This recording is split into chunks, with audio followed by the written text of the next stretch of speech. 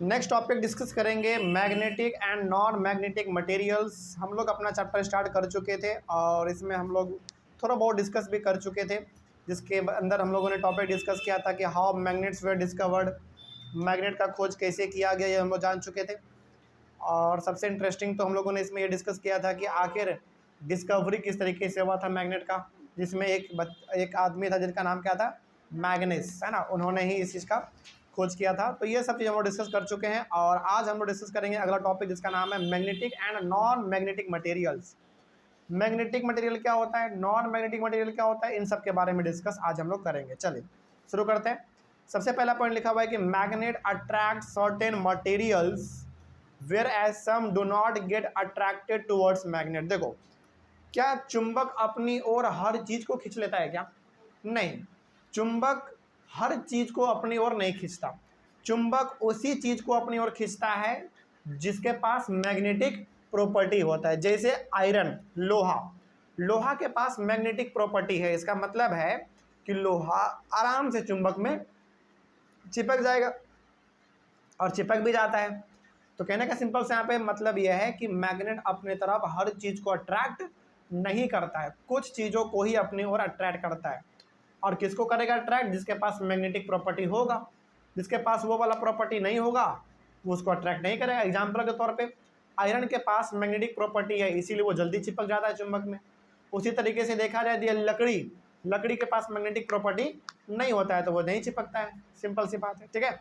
आगे तो अब आप ये आखिर जान लो कि आखिर मैग्नेटिक मटेरियल होता क्या है, उसका क्या डेफिनेशन है, समझो। The materials which get attracted towards a magnet are called magnetic materials. तो वो चीज जो चुंबक की ओर अट्रैक्ट हो जाए वो हमारा कहलाएगा मैग्नेटिक मटेरियल। एग्जाम्पल पे आयरन हो गया, निकेल हो गया, कोबाल्ट हो गया, इन सभी के पास मैग्नेटिक प्रॉपर्टी होता है और मैग्नेट में यदि आप इसको चिपकाओगे तो ये आराम से चिपक भी जाता है। इसीलिए हम लोग आयरन को, निकेल को, कोबाल्ट को क्या बोल देंगे? मैग्नेटिक मटेरियल बोल देंगे। समझ में आ रही है बात? तो मैग्नेटिक मटेरियल का मतलब वो चीज़ जो चुंबक में आराम से, आसानी से चिपक जाए। समझ के बात को? अगला जस्ट इसका अपोजिट है नॉन मैग्नेटिक मटेरियल। इसमें क्या है देखो, the materials which are not attracted towards a magnet are called non magnetic materials. इसका जस्ट उल्टा है अगला वाला।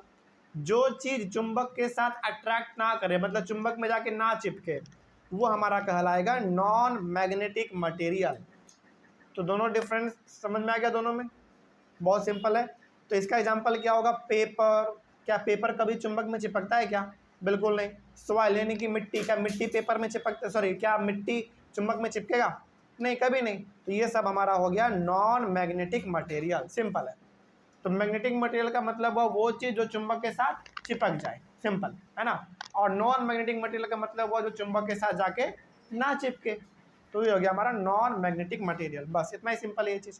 आगे बढ़ते हैं। इसको रटने की कोशिश बिल्कुल मत करिएगा, आराम से इसको समझ लीजिए और अपने से लिखने की किसको कोशिश करिएगा, ठीक है। नेक्स्ट टॉपिक है हमारा पोल्स ऑफ मैग्नेट। क्या आप लोगों में से कोई बता सकता है कि मैग्नेट के पास कितना पोल होता है?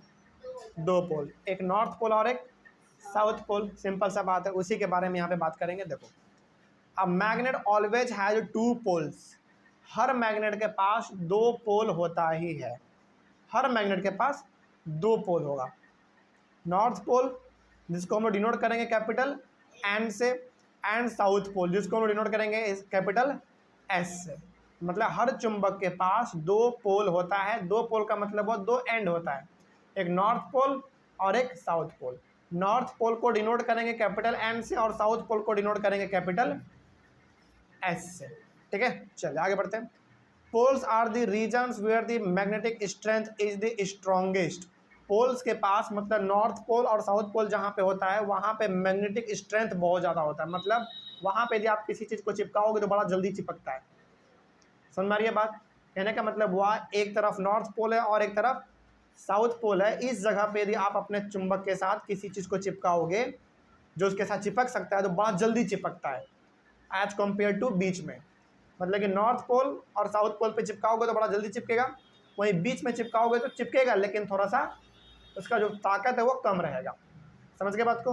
आगे, द टू ऐसा, हाँ ऐसा होता क्यों है, हालांकि इसका जवाब तो क्लास 10th में है, वहाँ पे आएंगे तो आपको बताएंगे, लेकिन अभी फिलहाल थोड़ा सा बता देते हैं आपको हम।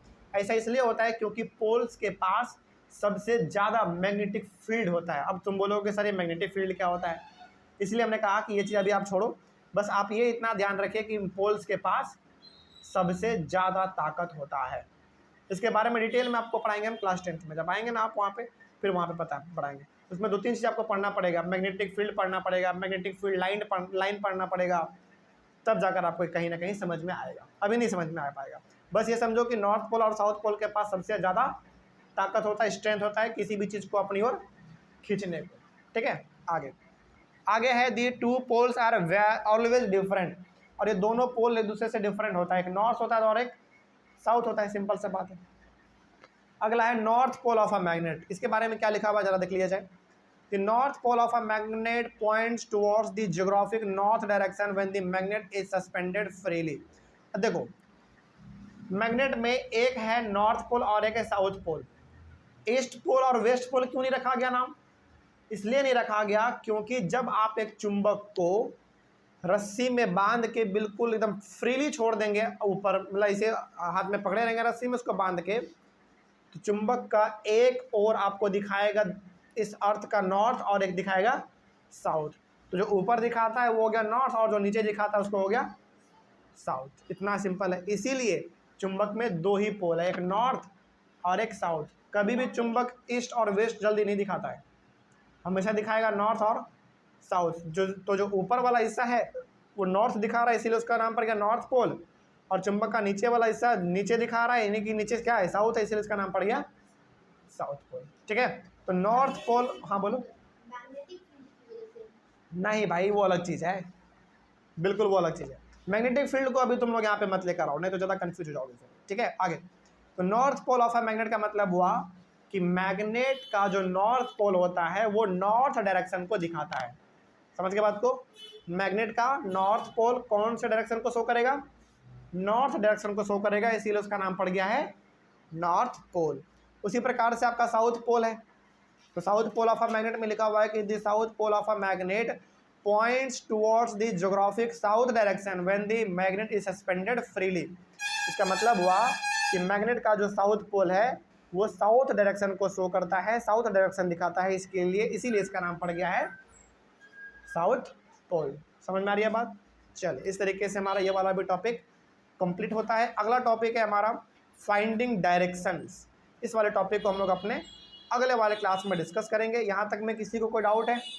चले बहुत अच्छी बात है, कोई डाउट नहीं है तो अगले क्लास में हम लोग मिलेंगे। तब तक के लिए थैंक यू वेरी मच।